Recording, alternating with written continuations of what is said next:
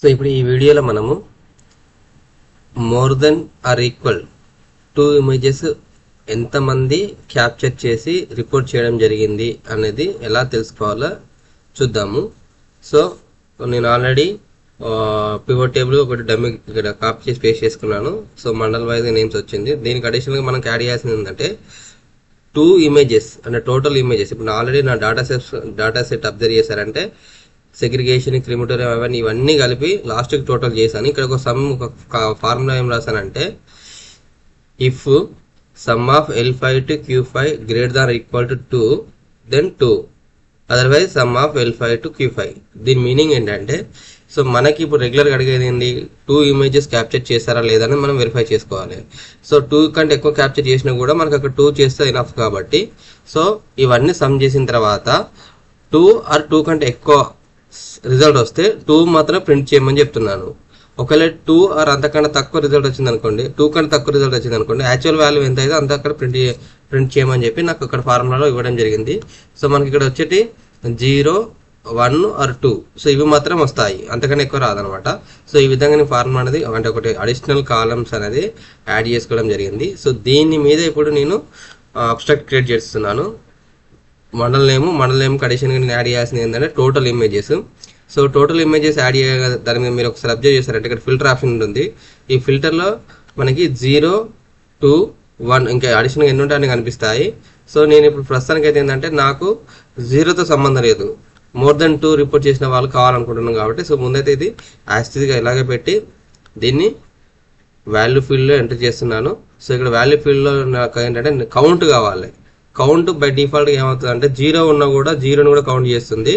So అక్కడ మనకి ప్రతి మండలంలో ఎన్ని జీపీస్ ఉన్నాయో అన్ని జీపీల కౌంట్ వచ్చింది. కానీ నాకు కావాల్సిన కండిషన్ ఏంటంటే number of places captured equal 2 images. So 2 images ఎంతమంది క్యాప్చర్ చేస్తారో నాకు తెలియాలనుకుంటున్నాను కాబట్టి దాన్ని నేను ఫిల్టర్ ఆప్షన్ యూజ్ చేసుకొని సో ఈ టోటల్ ఇమేజెస్ సంబంధించిన కాలాన్ని ఫిల్టర్ ఫీల్డ్లో డ్రాగ్ అండ్ డ్రాప్ చేసి వదిలిపెట్టేస్తాను. ఇప్పుడు మనకి ఇక్కడ ఫిల్టర్ ఆప్షన్ వస్తుంది. సో ఈ ఫిల్టర్ ఆప్షన్స్లలో మనకి ఆల్ అని కాకుండా ఓన్లీ 2 ఇమేజెస్ సంబంధించి క్యాప్చర్ చేసిన వాళ్ళకి సంబంధించి డీటెయిల్స్ కావాలి కాబట్టి 2 సెలెక్ట్ చేసుకుంటాను. 2 సెలెక్ట్ చేసుకోగానే మనకి కౌంట్ వచ్చేస్తుంది. సో ఈ కౌంట్ కూడా నేమ్ చేంజ్ చేసుకుంటే వస్తుంది. 2 images captured GPS, 2 images captured or reported GPS count. So దీన్ని బట్టి మనకి ఎంతమంది కౌంట్ 2 ఇమేజెస్ క్యాప్చర్ చేశారని ఒక ఐడియా వస్తుంది. ఎక్కడైతే మనకి నాకు 250 జీపీస్ 2 ఇమేజెస్ క్యాప్చర్ చేసే వచ్చింది. సో మనకు ప్రజెంట్ ఎంతమంది ఇచ్చారో అంతమంది క్యాప్చర్ చేశారా లేదా ఒకసారి అబ్జర్వ్ చేసుకోవాలి. సో ప్రజెంట్ వచ్చేసి మనకి 250 మెంబర్స్ ఇచ్చారు. సో 250 మెంబర్స్ క్యాప్చర్ చేశారు అంటే నాకు ఇక్కడ ఆ పర్టికులర్ డేకి సంబంధించింది. సో డిఎస్ఆర్ అయిపోయింది, సో 2 ఇమేజెస్ అయిపోయింది అండ్ అటెండెన్స్ కూడా అయిపోయింది నా 266కి. ఇట్లా మనం డాటా అనాలిసిస్ చేసుకొని మనం అంటే డాటా అనాలిసిస్ సంబంధించింది రిపోర్ట్ మానిటర్ చేసుకుంటూ మన యొక్క టాస్క్ అని కంప్లీట్ చేసుకోవచ్చు. ఇప్పుడు ఇదంతా ఒక పివట్ టేబుల్ ఏదైతే ఉందో ఈ పివట్ టేబుల్ అన్ని మనము పార్ట్గా ఉన్నది కదా, దీని అంతా కూడా మీరు ఒకసారి క్లబ్ చేసుకొని ఒక నీట్గా మీరు డిజైన్ చేసుకొని డైలీ అంటే వేరే షీట్ కాకుండా దీంట్లోనే మీరు రిపోర్ట్ పేస్ట్ చేస్తారనుకోండి. రిపోర్ట్ పేస్ట్ చేస్తే మీకు కావాల్సిన రిజల్ట్ వస్తుంది. బట్ రిపోర్ట్ ఒకటి ఏంటంటే పివట్ టేబుల్లలో మీరు ఎప్పటికప్పుడు రిపోర్ట్ అంటే పేస్ట్ చేసిన తర్వాత లేటెస్ట్ రిపోర్ట్ కోసం రిఫ్రెష్ చేస్తూ ఉండాలి. రిఫ్రెష్ చేయకపోతే మీకు రిజల్ట్ అనేది అప్డేట్ అవ్వదు. ఎగ్జాంపుల్ ఇప్పుడు నేను ఇక్కడ ఈ ఫస్ట్ క్యాండిడేట్ సంబంధించింది 2 ఇమేజెస్ అసలు చేయలేదని రిపోర్ట్ అప్డేట్ చేస్తున్నాను. 0, 0. సో ఆటోమేటిక్గా ఇక్కడ 0 వచ్చింది. నాకు యాక్చువల్లీ 250 ఇంతకుముందు ఉన్నది. 250 కాస్త మనకి రిపోర్ట్లలో 249 రావాలి.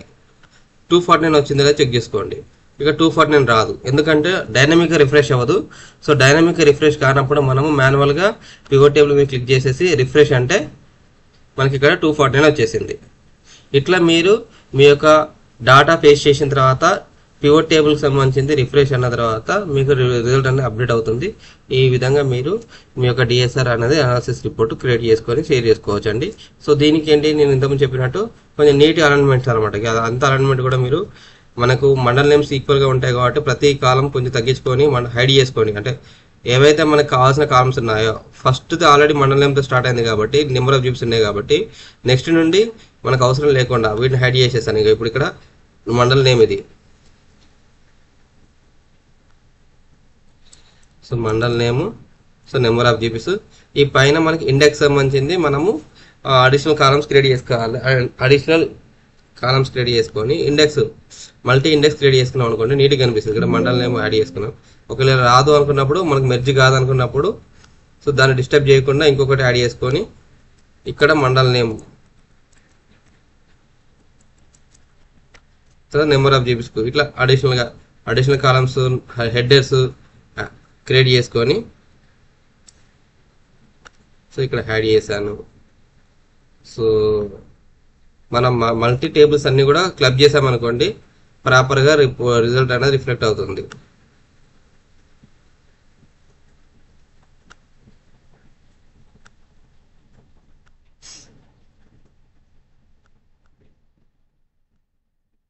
సో ఇప్పుడు మనము అన్ని క్లబ్ చేసాము.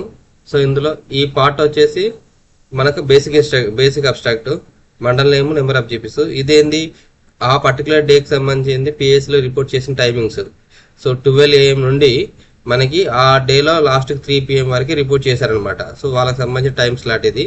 తర్వాత వాళ్ళకి సంబంధించిన attendance type, meeting, state level, leave, present, training, తర్వాత డిఎస్ఆర్ స్టేటస్, తర్వాత 2 images. సో ఇది కంప్లీట్ డిఎస్ఆర్ రిపోర్ట్ ఇదంతా. సో ఇది డిఎస్ఆర్ సంబంధించిన data analysis report. So pivot table ఉపయోగించి ఏ విధంగా మనము డే వైజ్ రిపోర్ట్ క్రియేట్ చేయవచ్చో ఎక్స్ప్లెయిన్ చేయడం జరిగింది. నా నెక్స్ట్ వీడియోలో 1 monthకి సంబంధించిన రిపోర్ట్ కావాలంటే మనం పివోట్ టేబుల్ ఉపయోగించి ఏ విధంగా క్రియేట్ చేయవచ్చు అనేది నా నెక్స్ట్ వీడియోలో ఎక్స్ప్లెయిన్ చేస్తాను. సో ఈ వీడియోస్ అన్ని కూడా మీకు నచ్చితే లైక్ చేయండి, షేర్ చేయండి, సబ్స్క్రైబ్ చేసుకోండి.